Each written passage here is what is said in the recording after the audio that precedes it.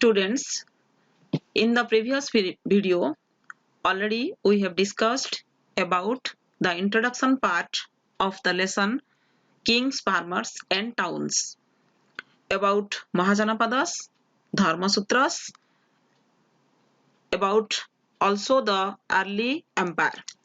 So today we will discuss the features of Mahajanapadas, again the early empire, and also the Ashoka the Great. So Mahajanapadas features. Now we will discuss some important points. You will see here you can write these important points when you will write the answer of the features of Mahajanapadas. यहाँ पे हम लोग अभी कुछ features के बारे में discussion करेंगे. महाजनपदास में रिपब्लिक एंड किंगडम्स था. The two forms means two system in that time in ancient India, और वहां पे 16 किंगडम्स था जो कि हम लोग कल प्रीवियस वीडियो में उसको पढ़ चुके हैं. Hinduism, Buddhism and Jainism, the three important religion was also there. Buddhism and Jainism, the both important religion, those were created by the personality, one important personality during the time they belonged in Gana and Sanghas. And Prakrit and Pali, the both important two languages prevailed during the time. Means Prakriti and Pali language उस समय में बहुत प्रचलित था.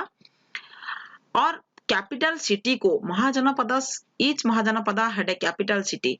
Means पूरा total capital city को fortified किया गया था only to protect from the enemies. शत्रु से खुद को रक्षा करने के लिए, कैपिटल को रक्षा करने के लिए महाजनपदा को फोर्टिफाइड किया गया था. Text like Dharmasutras were written by Brahmanas.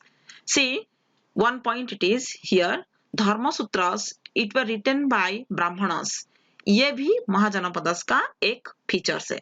So when you will write the points, which languages prevailed during the time, which religion prevailed during the time, which type of the forms, republic and monarchy, how many kingdoms were there, you have to write.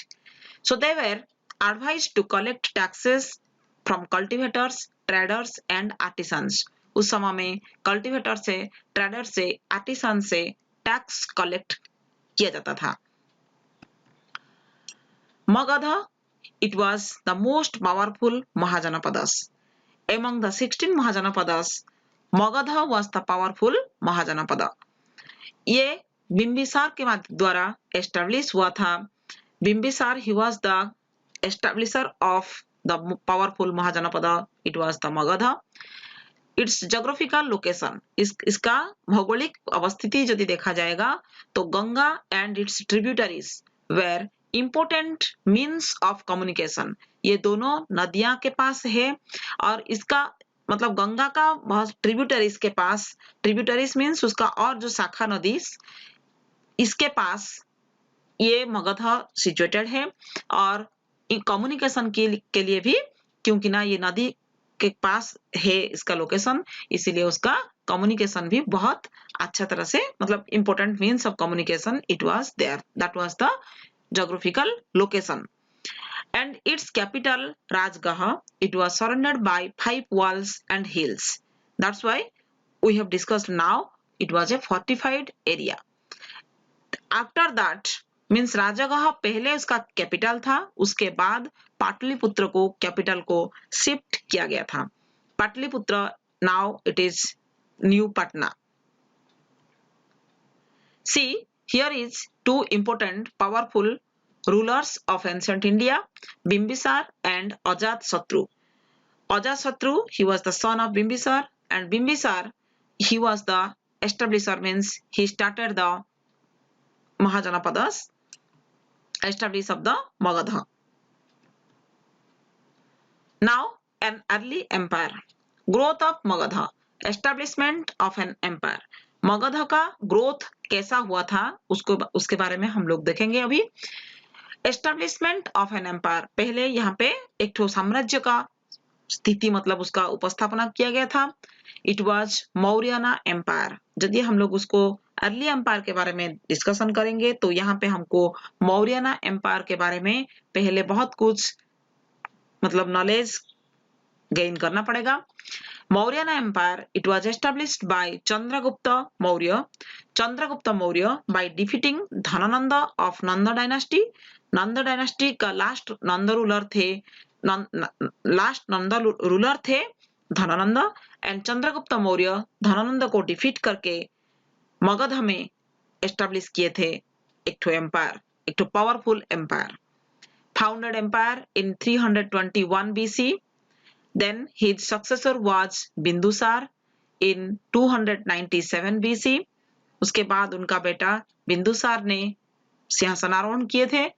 Then after Bindusar, Ashoka, his son Ashoka means the grandson of Chandragupta Maurya. Ashoka, he succeeded, and Ashoka, the grandson of Chandragupta Maurya, expanded the vast empire. पहले Chandragupta Maurya, then Bindusara, उसके बाद अशोका ने ये empire को पूरा expand किए थे और he became the powerful emperor of ancient India. See, it is the fortified Magadha. Here is one border, you can see it clearly, only for the protection of the enemies. That area, it was built by the rulers. Then Ashoka the Great. After Kalinga war he adopted Buddhism. Ashoka के बारे में हमको बहुत कुछ knowledge book से मिल जाएगा। और अशोका ये कलिंगा वार के लिए बहुत फेमस है। कलिंगा वार के बाद ये बुद्धिज्म को अडॉप्ट किए थे, क्योंकि ना मतलब ये जो बैटल का भयावहता देखने के बाद धर्म के प्रति उनका मन आकृष्ट हुआ था और उसके बाद वो बुद्धिज्म को अडॉप्ट किए थे। अशोका के समय में पाटलिपुत्र था capital, and it had 64 gates located on the confluence of Ganga, Gondak and Son. So तीन नदी के पास था लोकेशन, और ये एम्पायर का चारों तरफ से मतलब पाटलिपुत्र को 64 गेट्स था इसका। After that Ashoka kept his empire in unity using Dhamma. एम्पायर को यूनिटी करने के लिए ये रिलीजन के ऊपर में ज्यादा डिपेंड किए थे, इसीलिए धम्म मीन्स द बुद्धिज्म का रिलीजन, बुद्धिज्म रिलीजन को धम्म बोला जाता है। उसका इंपोर्टेंस को जब स्प्रेड किया जाता है that is known as the Dhamma, and Dhamma को यूज करके अशोका ने अपना एम्पायर को यूनिटी किए थे। And strong army committee were organized to coordinate military activity. उसके साथ साथ उनका स्ट्रॉन्ग आर्मी था, वो एम्पायर में कमिटी था, सब कमिटीज था, एंड ऑल्सो मिलिट्री एक्टिविटी को वेल ऑर्गेनाइज्ड एंड कोऑर्डिनेट करने के लिए ये सब चीज को भी बहुत ध्यान दिए थे अशोका ने इन हिज ग्रेट एम्पायर।